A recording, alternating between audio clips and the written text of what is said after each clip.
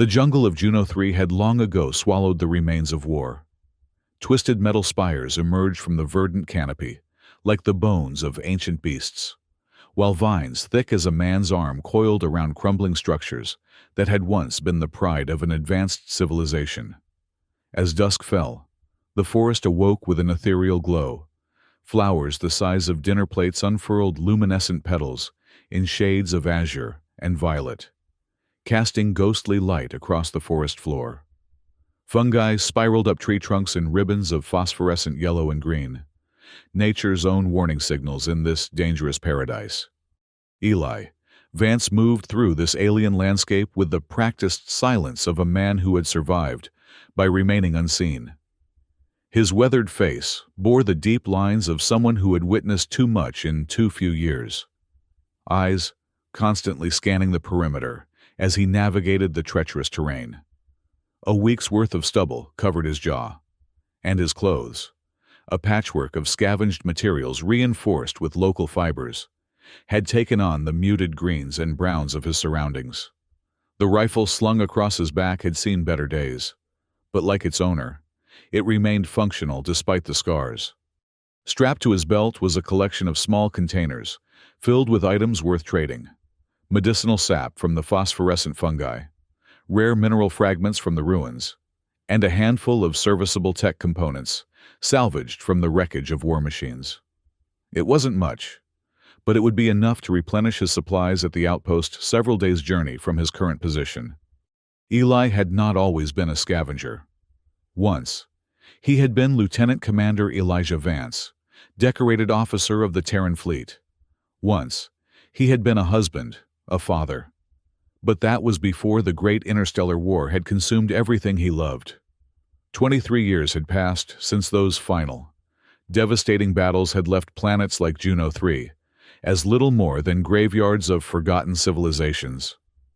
23 years since Eli had held his daughter's hand as she slipped away. Another casualty in a war that had seemed endless. Now, Juno 3 was officially classified as a quarantine zone by the Terran Dominion. No settlements, no salvage operations, no presence allowed without express military authorization. Supposedly, the restriction was due to dangerous contaminants and unstable technology left behind when the planet's original inhabitants had been decimated. In reality, Eli suspected the military simply hadn't finished picking the place clean of valuable tech, and didn't want independent operators like him getting their hands on it first. Not that official designations meant much out here on the fringe. The war had left too many dead, too many worlds in ruins, and far too many people with nowhere to go. Scavengers, refugees, deserters. They all found their way to places like Juno 3 eventually. Some sought fortune, others oblivion. Eli wasn't sure which category he fell into anymore. He paused at the edge of a clearing, checking the fading light. Time to find shelter for the night. The jungle became especially treacherous after dark, when the larger predators emerged to hunt. He'd learned that lesson the hard way during his first months on this world. The crack of distant thunder rolled across the sky. Eli glanced up, frowning at the gathering clouds. Rain would make tracking difficult tomorrow. He adjusted his course toward a cluster of ruins he'd spotted earlier, the remains of what might have been a temple or civic building. The stone walls would provide better protection from both weather and predators than his usual makeshift shelters. As he approached the ruins, the first fat droplets of rain began to fall, drumming against the broad leaves overhead. The storm was moving in faster than he'd anticipated. Eli quickened his pace, slipping between two massive stone pillars, covered in vines and faded inscriptions in a language no human had fully deciphered. Inside, the ruins opened into a cavernous space. Sections of the ceiling had collapsed, allowing shafts of fading twilight to illuminate the interior. Vegetation had claimed most of the floor, with roots breaking through ancient tiles and climbing the walls. Eli swept his gaze across the chamber, checking for signs of recent occupation or predators. Finding none, he moved to a relatively dry corner where part of the roof remained intact. He shrugged off his pack and began the routine of setting up camp. A perimeter of sensitive alarm threads, thin filaments that would vibrate at the slightest touch, triggering a silent alert on his wrist device. A small heating element that would provide warmth without the telltale light of a fire. A rolled mat of treated fibers that would keep the ground's chill at bay. As the rain intensified outside, becoming a solid wall of sound, Eli allowed himself to relax fractionally. He broke out a protein bar from his rations and chewed methodically, gazing at the rain-washed ruins, in the strange luminescence of the jungle's nocturnal flora. The ancient stone took on an almost otherworldly quality, as if the building itself remembered what it had once been. He was just settling down for the night when he heard it. At first, Eli thought it was just the wind, a high, keening note among the symphony of rainfall and rustling leaves. He rolled over, pulling his thermal blanket higher. But there it came again, distinct and unmistakable. A cry, a child's cry. Eli sat bolt upright, hand automatically reaching for his weapon. Children on Juno 3? Impossible. The few human settlers who dared breach quarantine were typically hardened types, ex-military, criminals, desperate refugees. No one brought children to a place like this. The sound came again, longer this time, a wailing that raised the hairs on the back of Eli's neck. Not quite human, that cry. Higher pitched, with harmonics that no human vocal cords could produce. An alien child? Even less likely. The native Junoan species had been all but wiped out in the war. There were rumors of survivors who had fled to the deepest jungles. But in his 3 years on this planet, Eli had never encountered one living Junoan. The cry came once more, then broke off abruptly. Against every survival instinct he'd honed over years in hostile territory, Eli found himself rising to his feet. He secured his pack, checked his weapon, and moved cautiously toward the sound's origin.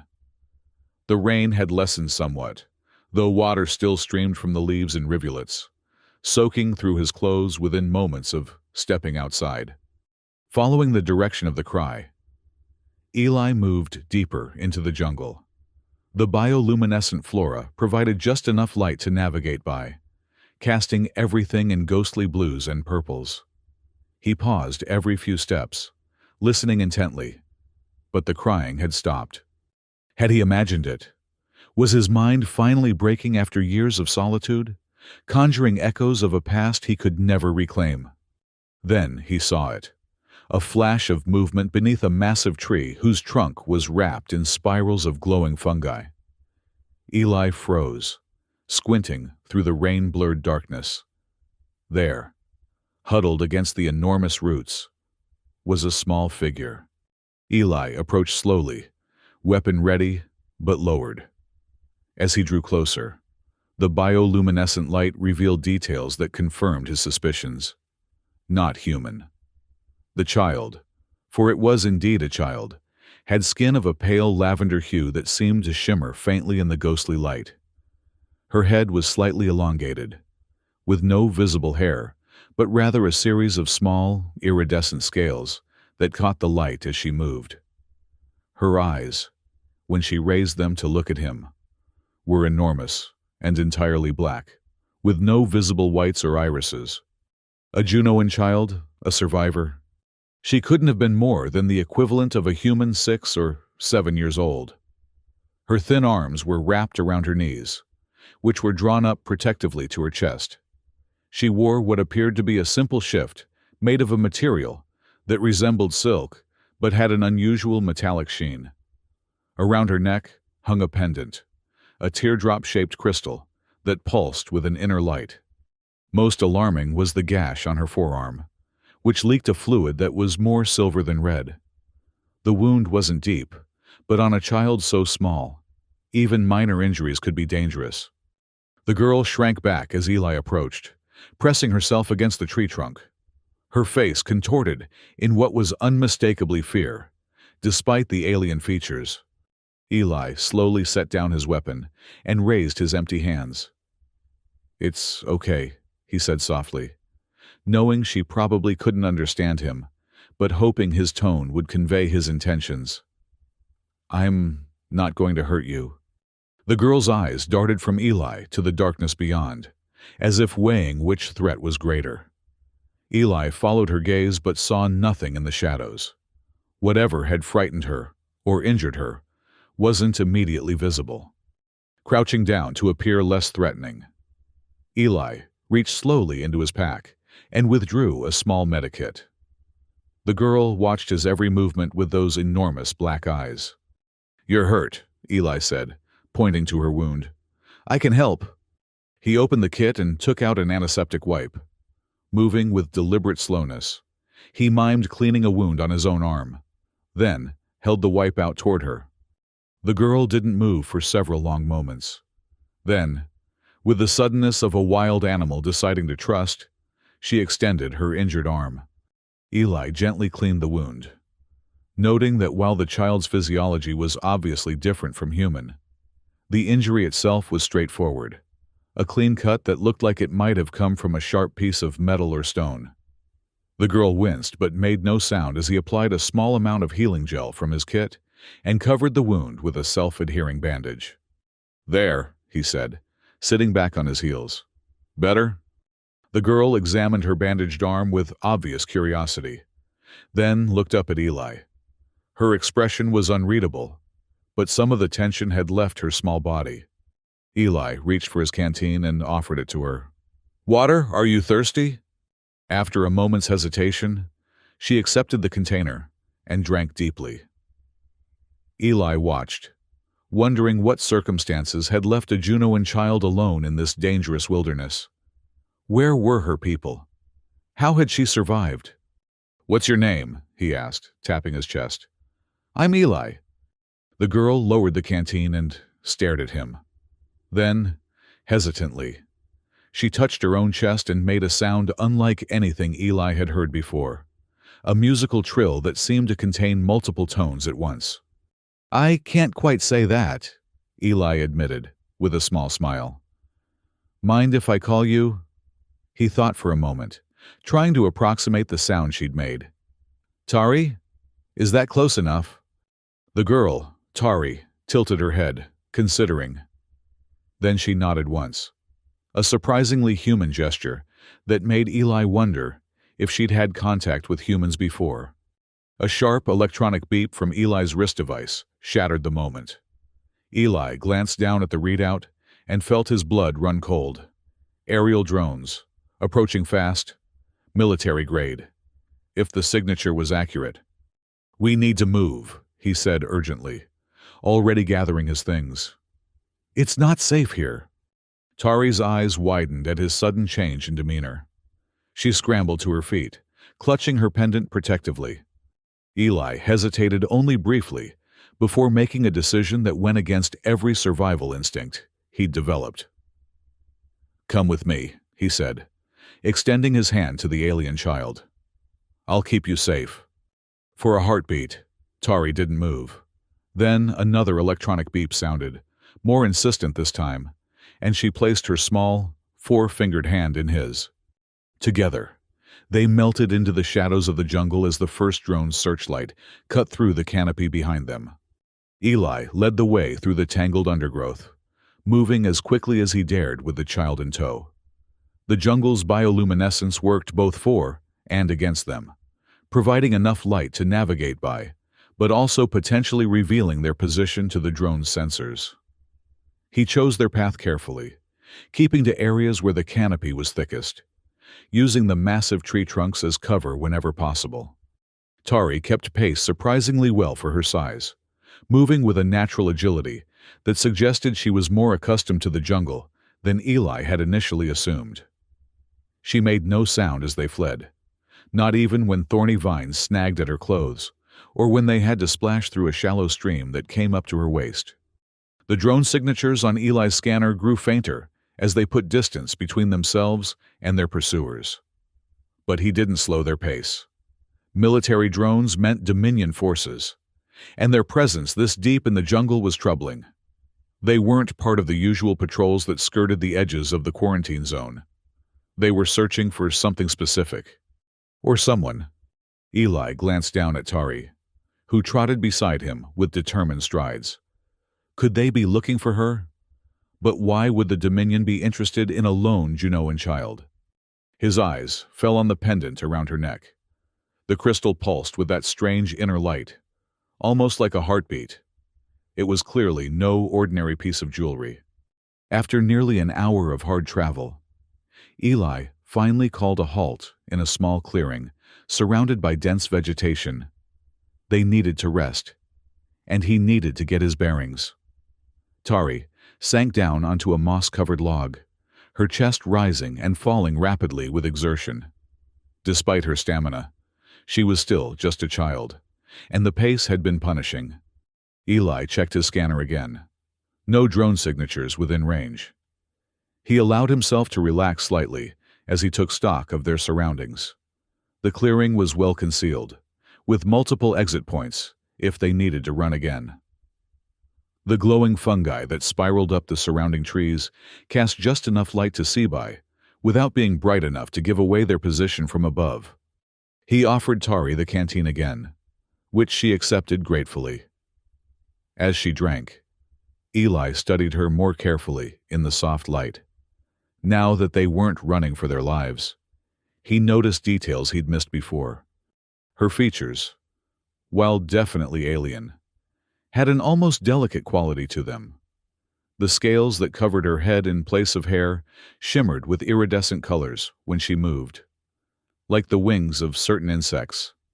Her eyes, though entirely black, were expressive, currently reflecting exhaustion and wariness in equal measure. Most intriguing was a series of faint markings on her face and neck, geometric patterns that seemed almost like tattoos, but appeared to be naturally occurring. Part of her skin. They reminded Eli of circuit boards, or the inscriptions he'd seen on some of the more advanced Junoan technology he'd salvaged over the years. "Who are you, Tari?" he murmured, more to himself than to her. "And why are they looking for you?" To his surprise, Tari responded, not with words he could understand, but by reaching for her pendant. She cupped the crystal in her small hands, and immediately the pulsing light within it intensified. A moment later, a holographic projection sprang to life above her palms.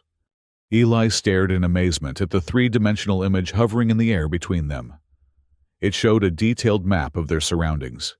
He could recognize the clearing they were in, the stream they had crossed, and the ruins where he had found her. But the map extended far beyond what he had explored, revealing tunnels and chambers beneath the surface that he hadn't known existed. One location pulsed with the same rhythm as the crystal itself, a large chamber deep underground, perhaps 5 or 6 miles from their current position.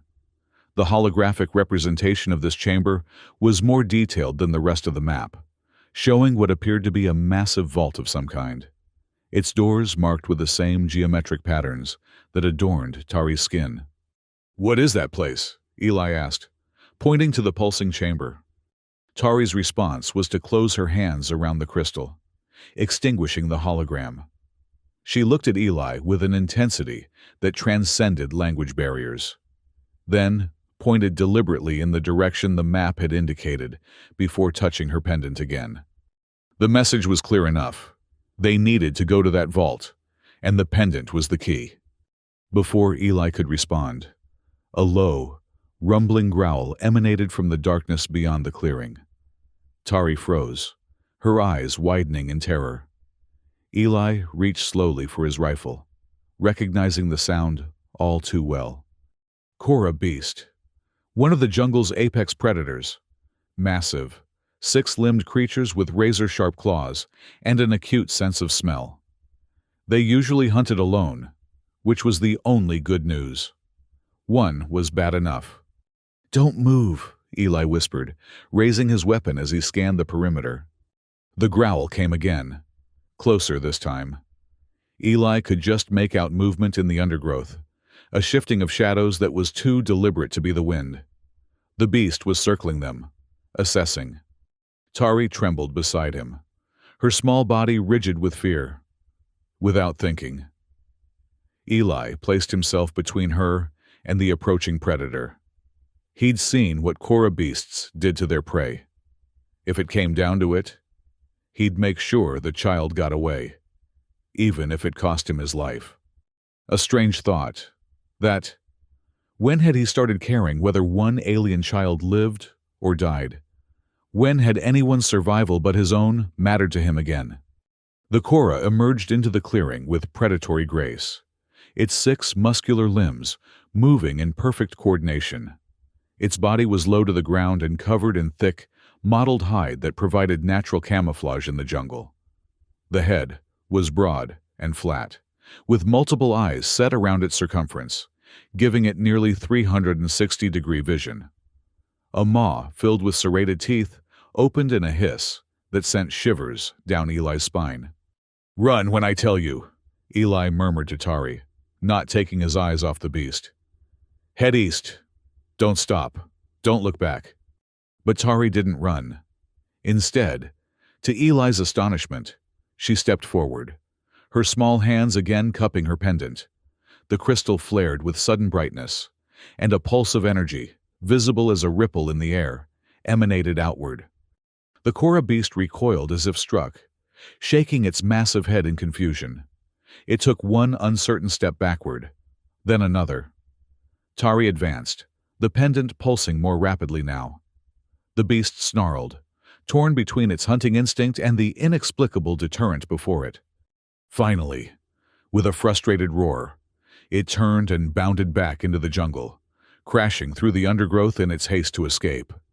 Eli lowered his weapon slowly, staring at Tari in disbelief. "How did you do that?" Tari merely looked up at him, the pendant's light fading back to its regular pulse. There was something in her eyes, a knowledge far beyond her years, a weariness that no child should possess. Whatever technology was contained in that pendant, it was clearly far more advanced than anything Eli had encountered in his years as a scavenger. And if the Dominion forces were after it, then getting Tari safely to that vault had just become even more urgent. "All right," he said, making a decision. "We'll go to your vault, but we need to be careful. There are more dangerous things in this jungle than Kora beasts." Tari nodded solemnly, as if she understood perfectly. Eli consulted his scanner once more, plotting the safest route based on the map Tari had shown him. "We should move. That beast might come back with friends." As they prepared to leave the clearing, Eli noticed Tari swaying slightly on her feet. The incident with the Kora had clearly drained her, or perhaps it was the pendant that had drained her. Either way, she was exhausted. Without a word, Eli crouched down. "Climb on my back," he said, gesturing to make his meaning clear. "I'll carry you for a while." After a moment's hesitation, Tari clambered onto his back, her small arms wrapping around his neck. She weighed surprisingly little, even accounting for her size. As Eli stood and began making his way through the jungle once more, he felt the soft weight of Tari's head come to rest against his shoulder. Despite the danger, despite the uncertainty of what lay ahead, something long dormant stirred in his chest. A protective instinct, a purpose. For the first time in 23 years, Eli Vance was responsible for someone other than himself. And somehow, that made him feel more alive than he had since the war. The night deepened around them as they traveled, the jungle's bioluminescence their only guide. Eli maintained a steady pace, alert to every sound and movement in the surrounding wilderness. Tari dozed fitfully on his back, occasionally stirring when they crossed particularly rough terrain. They had covered perhaps 2 miles when Eli's scanner picked up another signal. Not drones this time, but ground vehicles, moving in a search pattern about a mile to the north. He adjusted their course southward, adding distance but reducing the risk of encounter. The terrain grew increasingly difficult as they descended into a valley. Ancient landslides had created a landscape of jagged rocks and deep crevices, all overgrown with jungle vegetation that concealed potential pitfalls. more than once. Eli's foot broke through what appeared to be solid ground, revealing empty space beneath. "We need to find a safer route," he muttered, scanning the treacherous slope ahead. Tari stirred on his back and tapped his shoulder. When he turned his head to look at her, she pointed to the left, toward what appeared to be a solid wall of vegetation. "You want to go that way?" Eli asked doubtfully. Tari nodded emphatically, then slid down from his back and walked purposefully toward the dense growth. Eli followed, watching as she pushed aside hanging vines to reveal what lay behind them. A tunnel, not natural, but clearly constructed. Smoothly carved stone walls covered in the same geometric patterns that marked Tari's skin and the vault in the holographic map. The tunnel sloped gently downward, leading in roughly the direction they needed to go.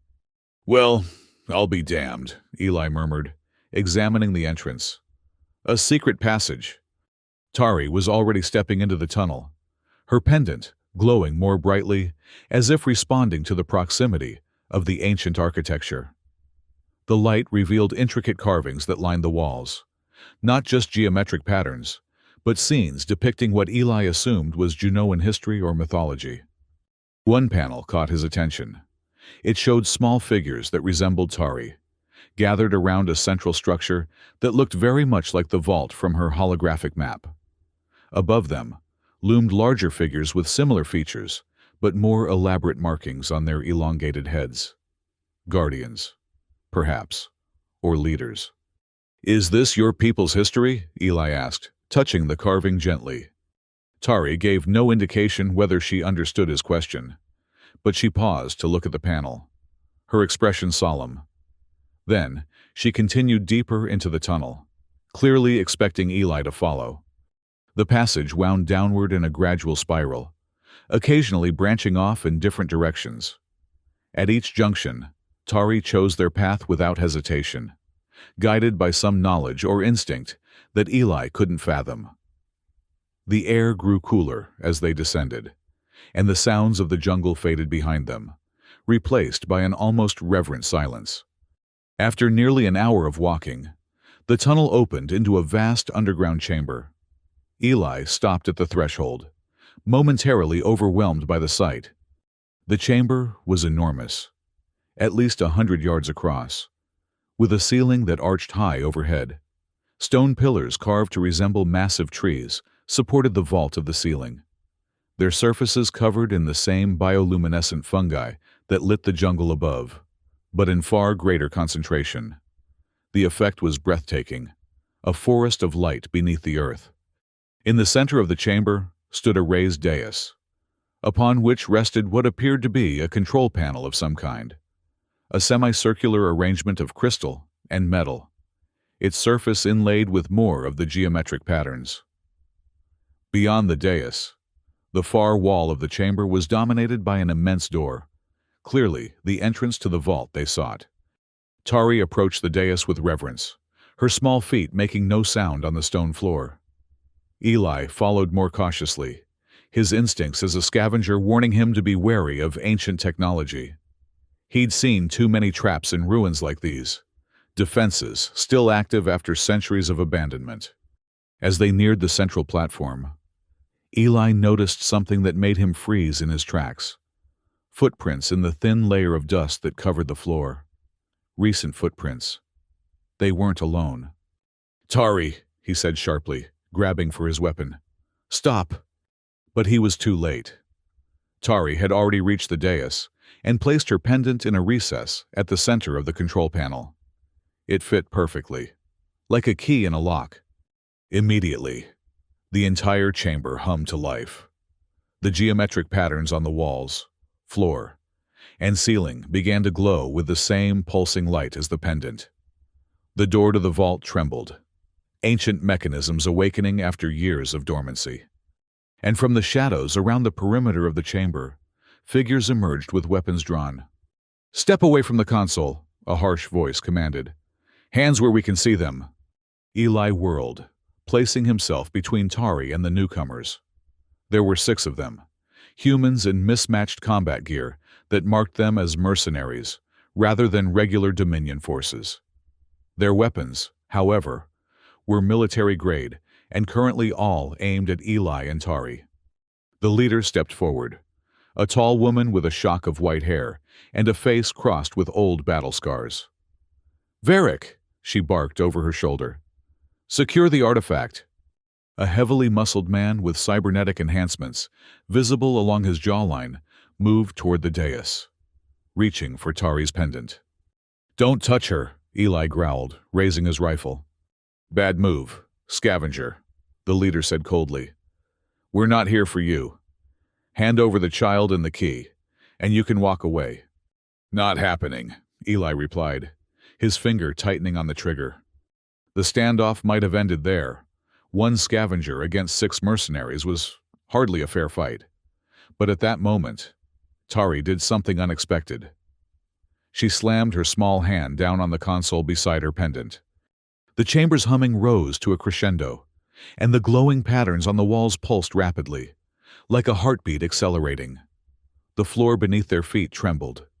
"What is she doing?" one of the mercenaries shouted, fear evident in his voice. "Activating the vault's defenses," the leader replied grimly. "Varric, get that pendant now." The cybernetically enhanced mercenary lunged forward, but Eli was ready. He fired a quick succession of shots, forcing Varric to dive for cover behind a pillar.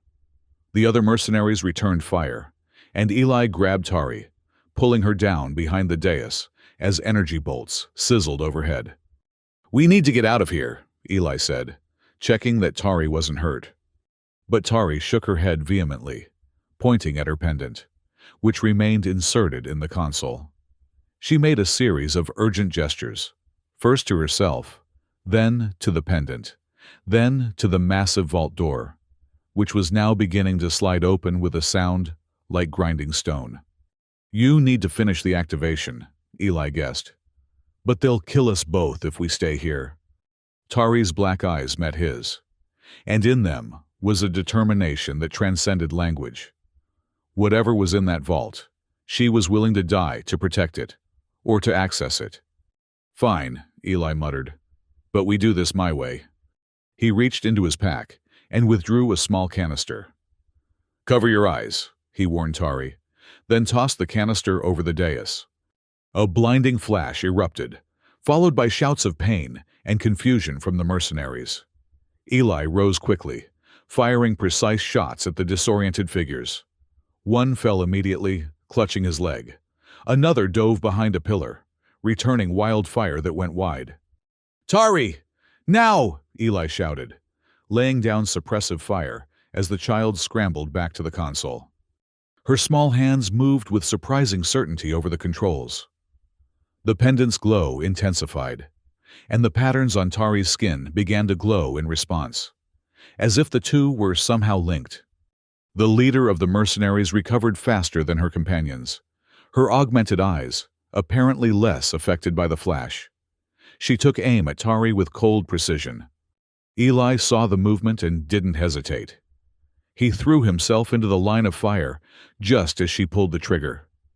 The energy bolt caught him in the shoulder, spinning him around with the impact. Pain exploded through his body, but he managed to stay on his feet, returning fire even as he felt warm blood soaking through his shirt. His shot caught the leader in the chest, sending her sprawling, but the remaining mercenaries were regrouping, and Eli knew they couldn't hold out much longer. "Whatever you're doing, do it faster," he called to Tari, taking cover behind a pillar as energy bolts chipped away at the ancient stone. Tari's face was a mask of concentration, her small form now glowing with the same light as the pendant. She placed both hands on the console, and the humming in the chamber rose to an almost painful intensity. Then several things happened at once. The vault door finished its ponderous opening, revealing a chamber beyond that blazed with light, too bright to look at directly. A new alarm sounded on Eli's scanner, more signals approaching rapidly from above. The Dominion forces had found them.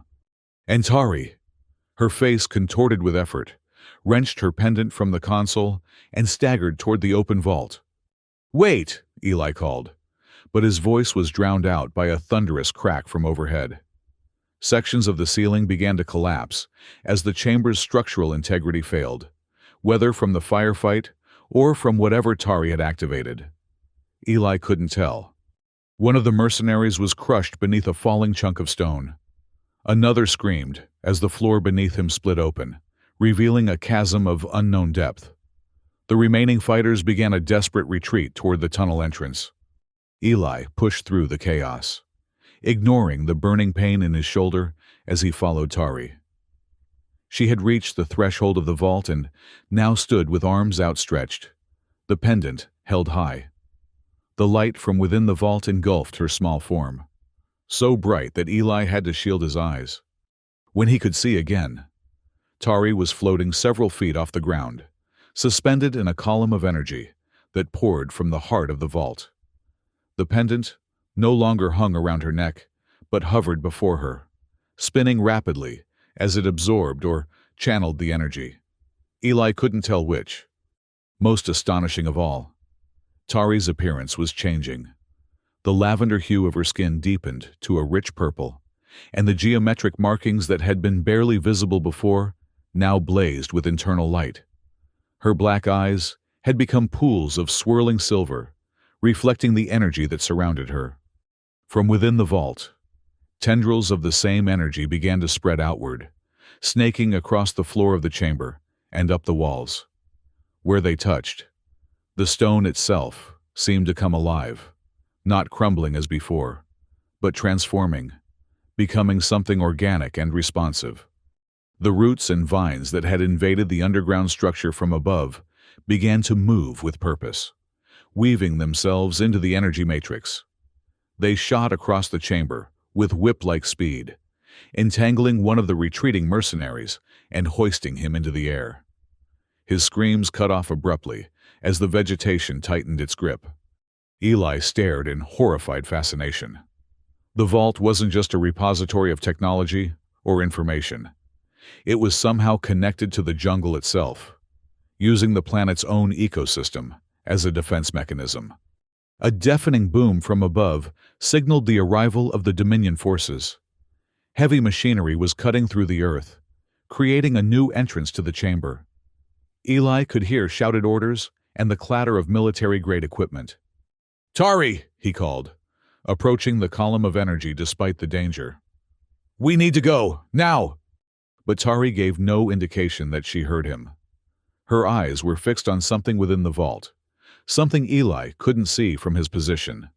Her lips moved in what might have been prayer or incantation, though no sound emerged.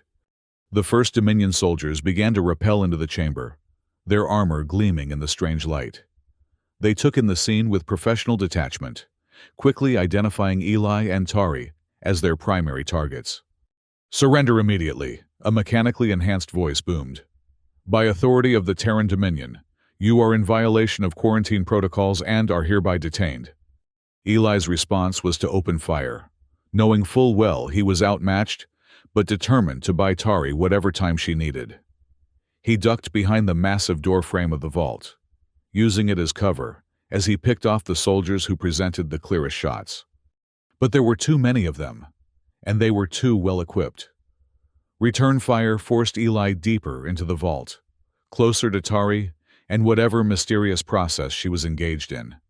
As he backed away from the entrance, Eli noticed that the energy tendrils had formed a barrier just inside the doorway, a shimmering curtain that the Dominion forces seemed reluctant to cross. For the moment, at least, they were held at bay. Eli turned his attention to Tari, who remained suspended in the column of energy. Her transformation had progressed further. Her body now seemed to be composed partly of the same energy that surrounded her, physical form blurring at the edges as if she were becoming one with the vault itself. "Tari," Eli said, more gently this time, "what's happening to you?" To his surprise, she turned her head to look at him. Her silver eyes focused on his face with an awareness that had seemed absent moments before. "Eli!" Her voice was different, still childlike but layered with harmonics that seemed to come from everywhere at once. More startling was the fact that she had spoken in perfect, unaccented English. "You can talk?" Eli asked, momentarily forgetting the Dominion forces gathering outside the barrier. "I can now," Tari replied. "The vault has given me access to knowledge, to memory." Her expression became sorrowful. "To truth." "What truth?" Tari's gaze drifted to the heart of the vault. "This place. It is called the Heart of Memory. It contains the collective consciousness of my people, their history, their technology, their essence. I was sent to find it, to protect it." "Sent by whom?" "My parents." A shimmer passed across Tari's form, and suddenly a holographic image appeared beside her.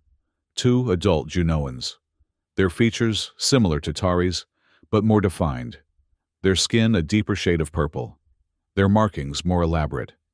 "They knew the war was lost," Tari continued, her voice taking on a rhythmic quality, as if reciting something memorized. "They knew the Dominion would not stop until they had taken everything of value from our world. So they hid me, their only child, and gave me the key." The holographic figures gestured to the pendant, which continued to spin before Tari. "But I was too young to understand," Tari said, her voice breaking. "When they were taken, I ran. I hid in the jungle for I don't know how long. Years, maybe. Time passes differently for my kind." "And now?" Eli asked, glancing nervously at the energy barrier, which was beginning to flicker as the Dominion forces brought heavier weapons to bear. "Now, I must complete what they started," Tari said with a certainty that seemed at odds with her childlike appearance. "The vault must be fully activated. The memories must be preserved." "Will that stop them?" Eli gestured toward the Dominion soldiers. "It will do more than that," Tari replied, her silver eyes flashing. "It will cleanse." Before Eli could ask what she meant, a new volley of weapons fire struck the energy barrier, causing it to fluctuate wildly. Several soldiers attempted to push through during the momentary weakness, only to be caught by the living vines that guarded the entrance. Their screams echoed through the chamber. But more would come. The Dominion was relentless when it came to acquiring alien technology, especially something as obviously powerful as this vault. "Tari," Eli said urgently, "we need to go. I can get you somewhere safe, somewhere they won't find you." Tari shook her head, silver tears forming at the corners of her eyes. "There is nowhere safe, Eli. Not anymore. And I cannot leave. I am bound to the vault now. I am becoming part of it." As if to emphasize her point, her form flickered again, becoming even less substantial. The pendant spun faster, drawing her essence into itself and into the heart of the vault. "No," Eli protested, reaching for her even though his hand passed through her arm like smoke. "There has to be another way." "There isn't," Tari said simply. "But you can still escape. The tunnel behind the control panel. It leads to the surface, far from here. Go now, before it's too late." Eli stood his ground, jaw set stubbornly. "I'm not leaving you." A soft, sad smile crossed Tari's face. "You already saved me, Eli Vance. You followed my voice when no one else would. You protected me when you could have left me to die. You showed me kindness when I had forgotten such things existed." The barrier at the entrance flared brightly as another assault hit it. This time, several Dominion soldiers managed to push partially through before being ensnared by the living defenses. But their weapons were having an effect. The vines charred and withered where energy bolts struck them. "They're breaking through," Eli warned, raising his rifle again despite knowing how futile resistance would be against a full Dominion assault team. "Yes," Tari agreed calmly. "Which is why you must go. Now." Her voice took on an edge of command that belied her small stature. "I cannot complete the activation while protecting you. Please. Eli." Eli hesitated, torn between his instinct for self-preservation and his newfound determination to protect this child, this being who had somehow reawakened his capacity to care about something beyond his own survival. "What will happen to you?" he asked finally. Tari's form shimmered again, becoming even more translucent. "I will become one with the heart of memory. My consciousness will join with those of my ancestors. I will be transformed." "Will you die?" Eli pressed, needing to know. "Not as you understand death," Tari replied. "But I will no longer exist as I am now." Another explosion rocked the chamber as the Dominion forces deployed heavier ordnance. The barrier flickered dangerously, and the living defenses seemed to be weakening. "Go," Tari urged again. "Please, let my sacrifice mean something." Eli looked at her. This child who was no longer quite a child. This being who was becoming something else entirely, and made his decision. "I'll find you again," he promised. "Whatever you become." Tari's smile was like starlight. "I know you will." With a final, lingering look, Eli turned and ran toward the tunnel Tari had indicated, ducking as another explosion sent tremors through the vault. Behind him, he heard Tari's voice rise in what sounded like song, a complex melody that resonated with the energy surrounding her. The tunnel was narrow and winding, clearly designed as an emergency escape route rather than a main passage. Eli ran as fast as his injured shoulder would allow, guided by faint, bioluminescent markings along the walls.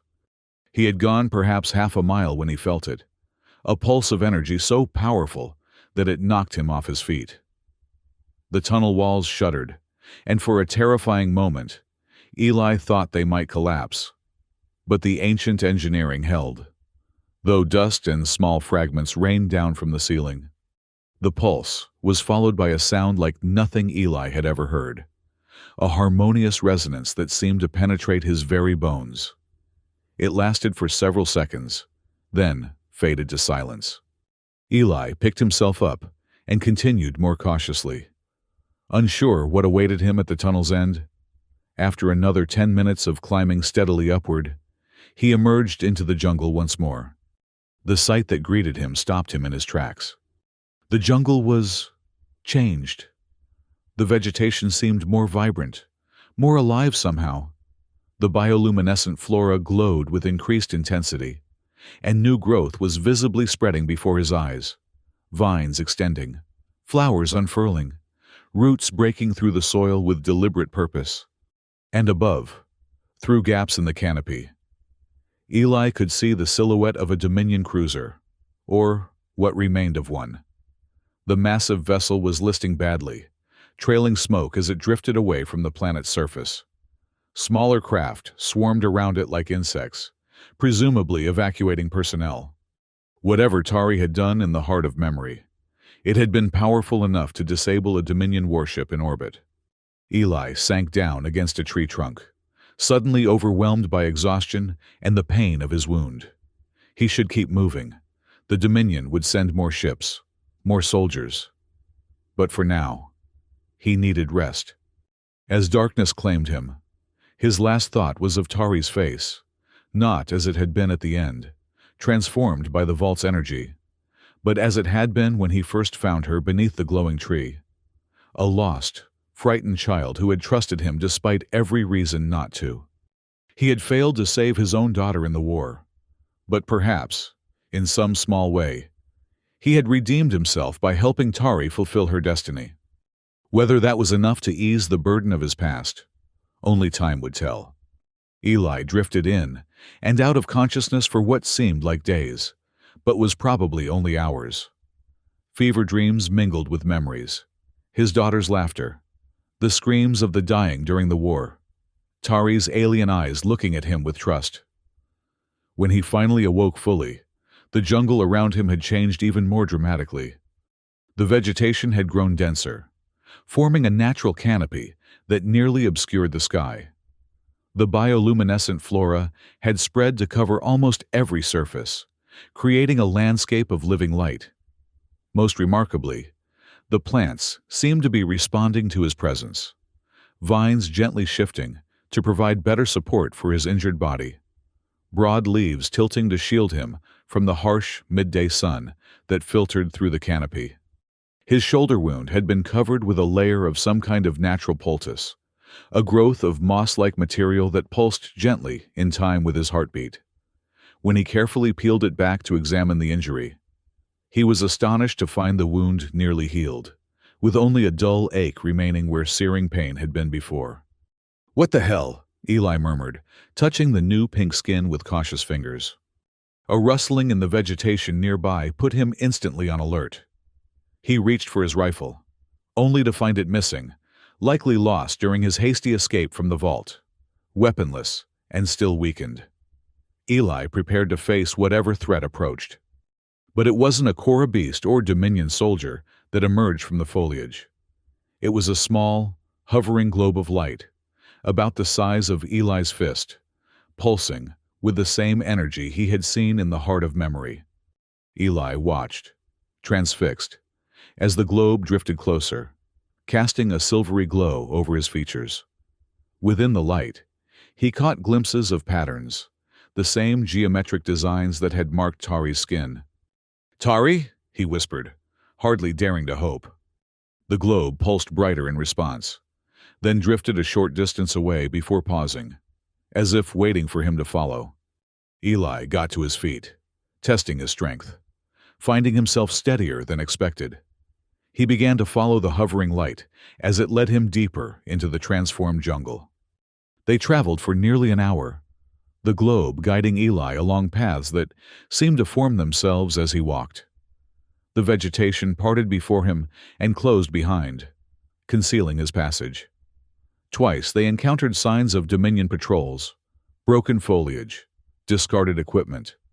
But the living jungle had already begun to reclaim these intrusions, wrapping vines around abandoned weapons and sending roots to crack open discarded helmets. Finally, the globe led Eli to a small clearing where a stream of crystal-clear water flowed over smooth stones. At the center of the clearing stood a massive tree unlike any Eli had seen before on Juno 3.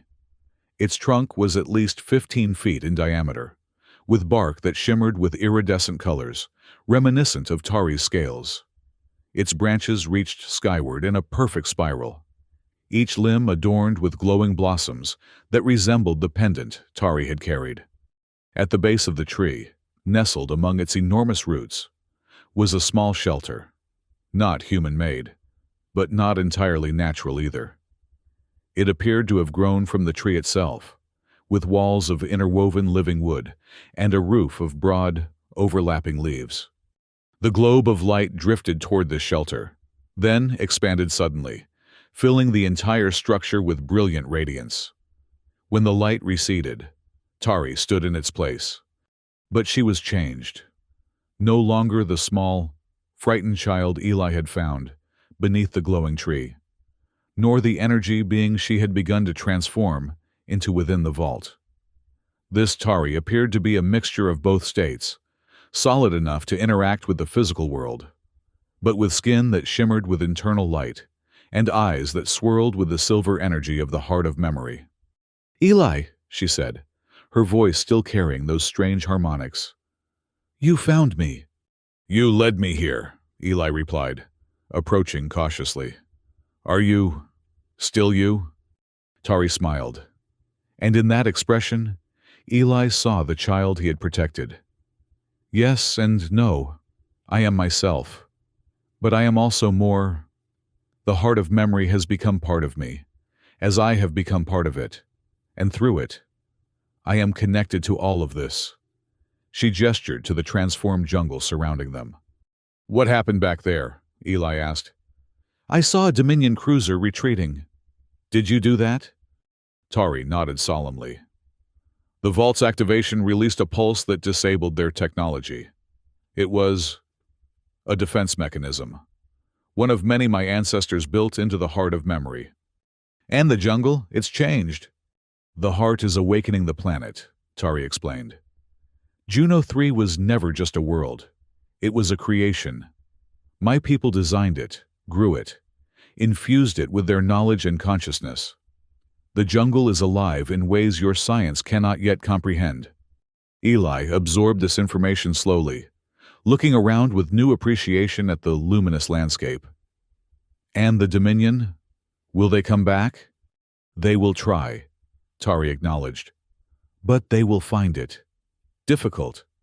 The jungle remembers now. It knows them as enemies. Her expression darkened momentarily. Those who remain on the surface will not survive long if they continue to destroy and take. And me? Eli asked quietly. Does the jungle know me as friend or enemy? Tari's face softened. You are known to the heart of memory, Eli Vance. You helped restore its guardian. You are welcome here, for as long as you wish to stay. The implication was clear. Eli could leave if he wanted to. Return to his life as a scavenger, drifting between outposts on the fringe, surviving, but never truly living. Or he could stay, here, in this transformed place, with this transformed being who had somehow rekindled his capacity for care and connection. This shelter, Eli said, nodding toward the structure behind Tari. Did you make it for me? For us, Tari corrected gently. If you choose to stay. Eli looked at her. This impossible being who was part child, part ancient consciousness, part living planet, and felt something he hadn't experienced in 23 years. Hope. I'll stay, he said simply. Tari's smile was like sunrise. She extended her small hand, and Eli took it without hesitation. Together, they entered the shelter that would become their home. In the days that followed, Eli and Tari established a new rhythm of life in their jungle sanctuary. The shelter grew and adapted to their needs, additional rooms forming as naturally as fruit on a branch, furniture-like structures emerging from the living wood of the walls, soft moss beds that adjusted to provide perfect comfort. Eli ventured out regularly to explore their surroundings, initially concerned about Dominion patrols, but gradually relaxing as it became clear that the transformed jungle was actively working to repel the invaders. More than once, he came across evidence of this defensive capability, military equipment entangled in vines that had hardened to steel-like strength, or the occasional remains of a soldier who had ventured too deep into the jungle's domain. Tari rarely left the clearing, her connection to the heart of memory seemingly anchoring her to this place. She spent hours communing with the massive tree, her form sometimes becoming translucent as she merged partially with its consciousness. During these periods, Eli would watch over her, marveling at the bond between this child being and the living world she had awakened. When not in communion with the heart, Tari was surprisingly childlike, curious about Eli's human ways, eager to learn the games he remembered from his own daughter's childhood, delighting in the small treasures he would bring back from his excursions. Yet, there were moments when her true nature revealed itself, when she would speak with the collected wisdom of countless generations, or when her eyes would swirl with silver energy as she sensed disturbances in distant parts of the jungle. In these moments, Eli was reminded that his young companion was something far more ancient and powerful than she appeared. Together, they began to heal, Eli from the wounds of his past, Tari from the trauma of loss and isolation.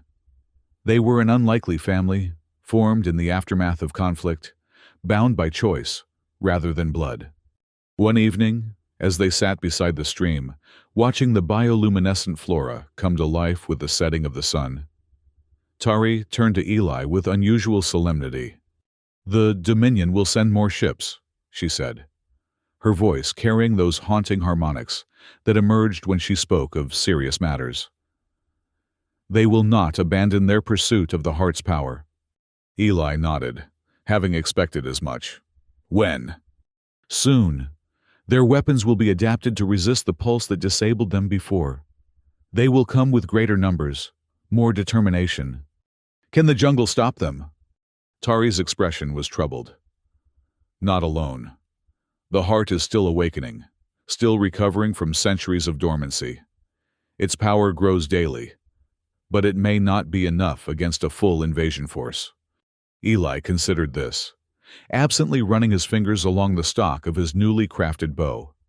A weapon he had made from jungle materials that responded to his touch almost as if they understood his intentions. "Then we need allies," he said finally. Tari tilted her head curiously. "Allies?" "Other scavengers, refugees, people who have made Juno 3 their home despite the Dominion's quarantine. There are more of them than you might think, hiding in the ruins, in the mountains to the north, in the cave systems along the coast. Would they fight for a world not their own?" Eli smiled grimly. "They'd fight to protect their sanctuary from Dominion control. Most of them came here precisely to escape that control." Tari was silent for a long moment, her gaze distant as she communed with the heart. "The jungle would accept them," she said finally, "if they came in peace, if they respected its ways." "I can find them," Eli offered. "Make contact, explain what's happening." "It would be dangerous," Tari warned. "You would be far from the heart's protection." "I was a soldier once," Eli reminded her. "Before I was a scavenger, I know how to move unseen when I need to." Tari's small hand found his, her touch cool, and somehow both solid and insubstantial at once. "You have already done so much, Eli Vance. I cannot ask this of you." "You're not asking," Eli replied firmly. "I'm offering. This is my home now, too." The word home hung between them, a concept that had been foreign to both for so long, now made real in this clearing, in this shelter, in their unlikely bond. Tari's eyes shimmered with silver tears. "Then go with the blessing of the heart and return safely. Eli, return home." Eli squeezed her hand gently. "I promise." The next morning, Eli prepared for his journey. Tari had created, or grown, a pack for him that seemed to weigh nothing despite being filled with supplies. His bow and a quiver of arrows were strapped to his back, and at his belt hung a knife made from a material that resembled crystal, but was as strong as the finest steel. Most precious of all was a small pendant Tari had given him, similar to the one she had carried, but smaller, containing just a fragment of the heart's energy. It would guide him back to their sanctuary no matter how far he traveled, and would offer some measure of protection from the jungle's more aggressive defenders. As he prepared to leave, Tari approached with something cupped in her hands, a globe of light similar to the one that had led Eli to their home. "A messenger," she explained. "It will help you find those who might listen, and it will carry your words back to me, so I will know if you are in danger." Eli accepted the globe, which hovered just above his open palm before settling into a pocket of his pack, glowing softly through the material. "I'll be back as soon as I can," he promised. Tari nodded, her expression solemn yet hopeful. "The jungle will watch for your return."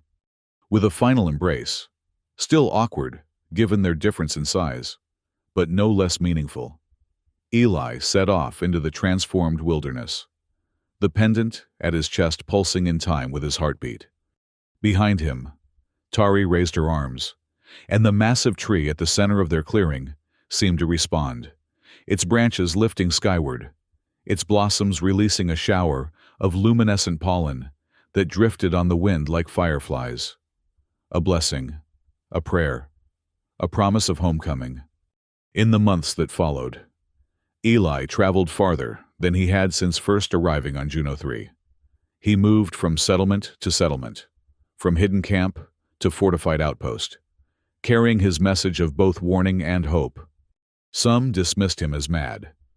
Others listened with skepticism but interest. A few, those who had witnessed the jungle's transformation firsthand, believed immediately and pledged their support. Gradually, a network formed, a loose alliance of the displaced and disenfranchised, united by their desire to preserve their adopted world from Dominion control. They began to prepare in their various ways, gathering weapons, establishing communication systems, mapping defensive positions throughout the jungle. And all the while, Eli felt the pull of the pendant against his chest, drawing him back to the clearing where Tari waited, back to the closest thing to family he had known in 23 years. When the Dominion ships finally appeared in the skies above Juno 3, a fleet 3 times the size of the one that had retreated months before, they found not a vulnerable target, but a world awakened and ready. The jungle rose to meet them with living defenses that adapted to their weapons. The scattered inhabitants emerged from hiding to strike and vanish, using their intimate knowledge of the terrain to devastating effect. And at the heart of it all, in a clearing centered around a massive, luminescent tree, a small figure with skin that shimmered with light raised her arms and channeled the power of an ancient consciousness to protect what had become precious to her. Beside her stood Eli Vance, no longer haunted by the ghosts of his past, but focused entirely on the future he had found in the most unlikely of places, a future worth fighting for.